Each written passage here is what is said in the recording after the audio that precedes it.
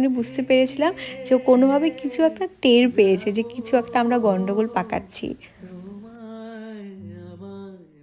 আর এই হচ্ছে বার্থডে বয়ের কেক। অনেক দিন আগে থেকে ভেবে রেখেছিলাম যে এরকম একটা ডিজাইনের কেক ও জন্মদিনে ওকে দেবো।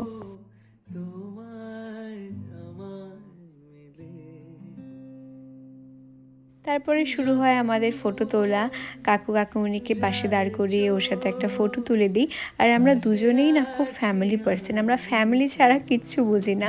আমাদের কোনো সময় কিছু প্ল্যান হলে প্রথমেই আমাদের পার্টনার হবে আমাদের ফ্যামিলি। আমরা ফ্যামিলি নিয়ে সব কিছু করতে ভালোবাসি। ফ্রেন্ডস আমাদের খুবই কম। তোমরা সবসময় দেখো যে যেখানেই যাই না কেন, যাই করি না কেন, আমাদের সাথে আমাদের ফ্যামিলি সবসময় থাকে। স্বপ্নের সেই মিছিলে থেকে